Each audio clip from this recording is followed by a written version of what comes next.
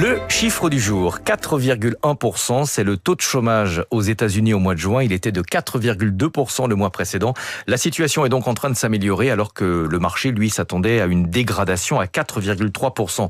Bonjour Xavier Chapard. Bonjour. Stratégiste à la Banque Postale Asset Management. Pourquoi est-ce que le marché de l'emploi reste dynamique aux États-Unis? Les économistes, eux, pensaient plutôt que la hausse des droits de douane allait entraîner un ralentissement de la consommation, donc une baisse de l'activité.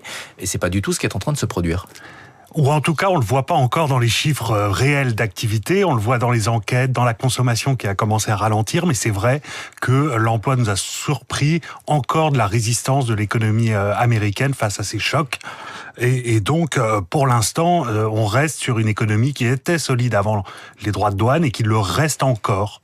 Vous dites que ça ne se voit pas encore, donc pour vous c'est simplement un retard, un décalage, mais est-ce que les chiffres commencent aussi à faire peut-être douter les marchés financiers en se disant, finalement peut-être que Donald Trump avait raison? Alors, il y a cette idée dans les marchés que peut-être que les droits de douane n'auront pas d'impact. En même temps, là où on voit l'impact des droits de douane, c'est dans les revenus fiscaux. On a déjà une hausse de taxes de l'ordre de 1 point de PIB. Donc, on se dit, en tant qu'économiste, que ça aura un impact sur l'économie et sur l'inflation. Pour l'instant, on la voit pas.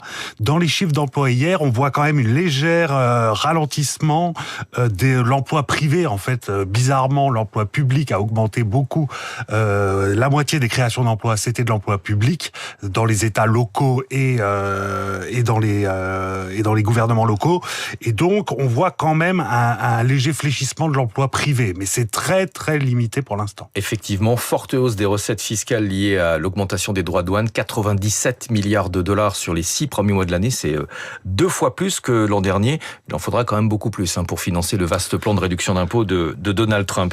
Est-ce que les économistes, eux, sont en train de changer d'avis? Ou est-ce qu'ils pensent toujours que l'augmentation des droits de douane, ce sera forcément néfaste pour l'économie américaine? Alors, ils pensent toujours que ça sera néfaste.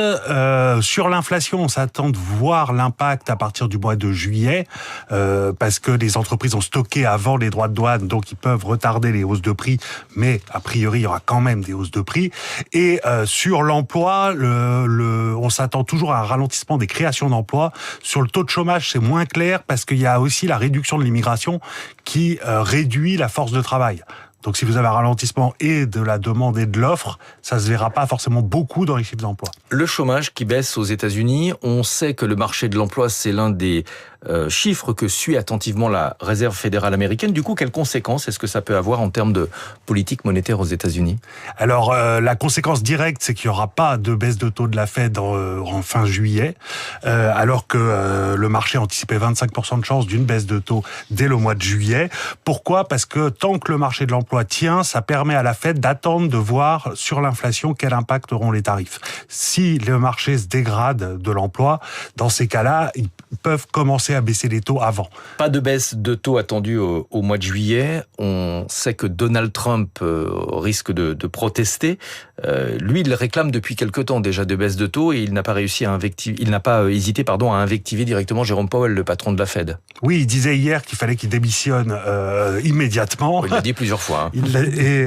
Après avoir essayé de le remplacer. Je crois qu'il l'appelle Late Powell. Tout à fait. Il l'appelle Late Powell. C'est Jérôme Powell en retard. Voilà, sur l'idée qu'il n'a pas baissé les taux d'intérêt cette année, alors que les autres banques centrales ont toutes baissé leurs taux.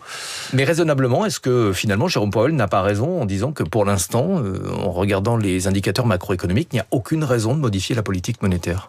Tout à fait, surtout après le passage du plan budgétaire qui va assouplir encore la politique budgétaire l'année prochaine. La Fed a intérêt à attendre tant qu'elle le peut pour voir l'impact parce que le choc de droits de douane, c'est quand même un choc historique.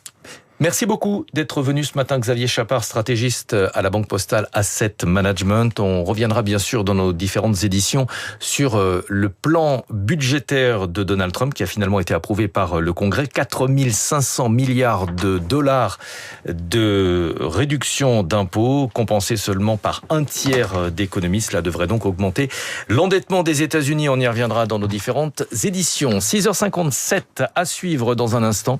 La matinale.